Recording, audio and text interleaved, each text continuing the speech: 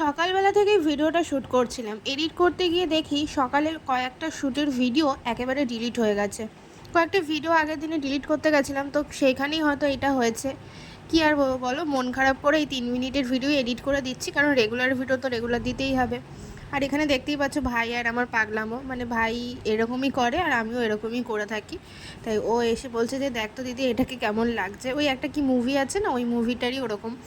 ওকেও লাগছে, আমাকেও লাগছে, ও নিজেও সেজেছে, আমাকেও সাজিয়েছে।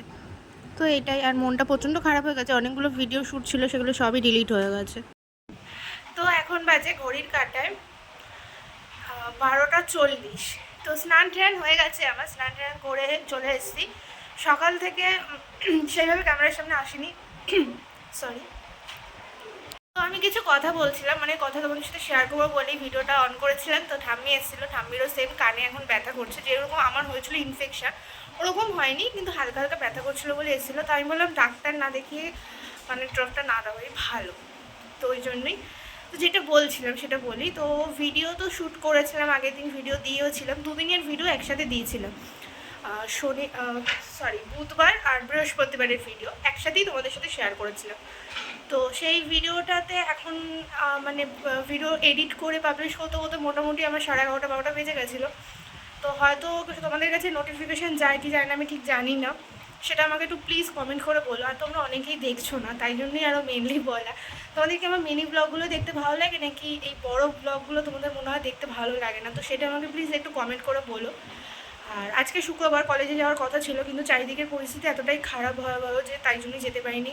12 ঘন্টার আজকে বন্ধের একটা বলেছিল, তো ওই জন্যই বাড়ি থেকে আর কি মা পাঠায়নি। আর আমি আগের ভিডিওতে বলেছিলাম যে আমাদের বাড়ি থেকে আরজিকর খুব একটা যে দূর তা কিন্তু নয়, একদমই দূর নয়, খুবই কাছে। তো এই ভিডিওটা করছিলাম আর ভাই এসে দরজা ধাক্কা দিচ্ছিলো, তাই জন্য বারবার আর কি কথা বলতে হতো মাঝখানে না, এরকম হলে প্রচণ্ড রাগ ধরে। তো খুব একটা দূর নয় আমাদের যে গোড়া বাজার আর কি, মানে আমাদের বাড়ি থেকে ওই 30 মিনিট মতো লাগে বাসে। খুব জ্যাম হয়, রাস্তায় প্রচণ্ড জ্যাম হয়। তো সেই জায়গা নিস্তব্ধ, তো দেখে তো সত্যি মানে খারাপ লাগছে। আর কি বলবো বলো, মেয়েদের যে এরকম মানে অবস্থা এতটা বাজে, কিছু বলার নেই, বিশ্বাস করো, মানে ভাষায় বলার নেই। প্রচণ্ড বাজে অবস্থা, রাস্তাঘাটে বেরাতে হয়। অবভিয়াসলি সব মেয়েদেরকেই এখন রাস্তাঘাটে বেরাতে হয়, কারণ আগের দিন আর এখনকার দিন তো সম্পূর্ণ আলাদা। সবাই চাকরি করে, তো অনেকে রাতও হয়ে যায়। তো রাত আর দিনের কী যে পার্থক্য এখন সত্যিই বুঝতে পারছি না। যদি কোনো এর এগেন্সে শাস্তি হয় তাহলেই বুঝবো, দৃষ্টান্ত শাস্তি যদি হয় তাহলেই সত্যিই ভালো লাগবে। আর কিছু বলার নেই এই বিষয়ে।